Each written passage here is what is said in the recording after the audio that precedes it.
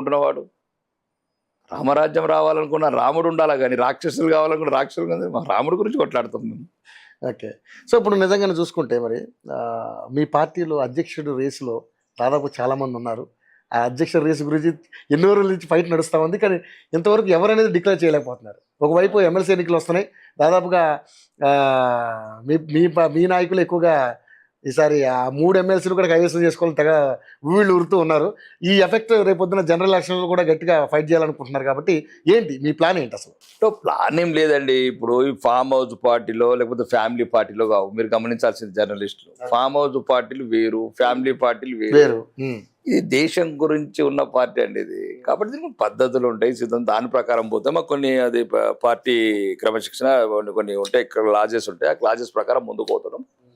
మాకు ఆల్రెడీ మొన్న ఒక 1 వీక్ బ్యాక్ ఏమో జిల్లా అధ్యక్షులు అయిపోయారు. జిల్లా అధ్యక్షులు కాగానే ఒక రూల్స్ ఉందట, 50% అబోవ్ జిల్లా అధ్యక్షులు అయిన తర్వాతనే రాష్ట్ర అధ్యక్షుని ఎన్నుకోవాలి.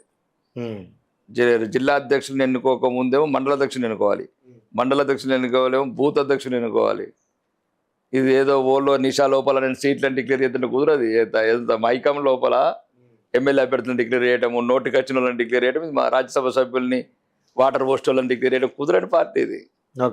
ఎక్కడనో సిల్డ్ కవర్లు పెట్టిన ప్రియాంక గాంధీ, రాహుల్ గాంధీ పెట్టిన సిస్టమ్ కుదరదు. ఇక్కడంతా ఒక పద్ధతి, ఒక వ్యవస్థ ఉన్నది.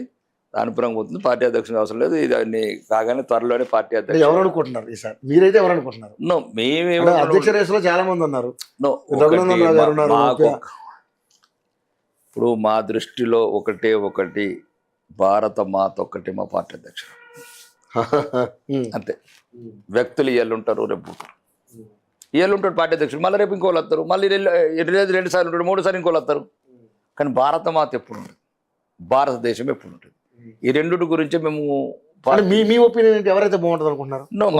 ఒక లీడర్ అదే ఇప్పుడు అట్లా 5 ఉన్నారు. డికే అరుణ గారు, తర్వాత రఘునందన్ రావు గారు, తర్వాత ఆయన ఎవరు మన అరవింద్ గారు, తర్వాత ఈటల రాజేందర్ గారు. అంటే 5గురికి ఎవరికున్న ప్రత్యేకత వాళ్ళకు ఉన్నది ఉంది. కానీ మీరైతే ఇప్పుడు నేను అంత పెద్ద స్థాయి నాయకుని కాదు. ఇప్పుడు 40-50 సంవత్సరాల నుంచి పార్టీలో పనిచేసిన సీనియర్ నాయకులు ఉన్నారు.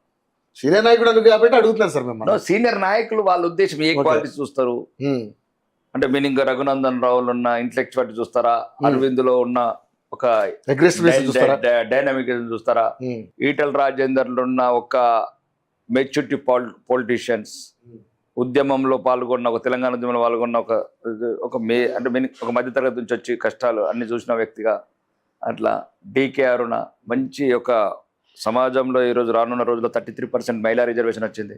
మేము మహిళలను కూడా ఎంకరేజ్ చేయాలి. అంటే ఇప్పుడు అట్లాంటి టైంలో ఒక మహిళా నాయకురాలు, సీనియర్ నాయకురాలు, ఒక మచ్చలేని నాయకురాలు, వాగ్దాటి ఉన్న ఒక రాణి రుద్రమదేవిలాగా ఉన్న డీకే అరుణ, ఇవన్నీ ఎవరికి ఉన్న ప్రత్యేకతలు వాళ్ళకు ఉన్నాయి.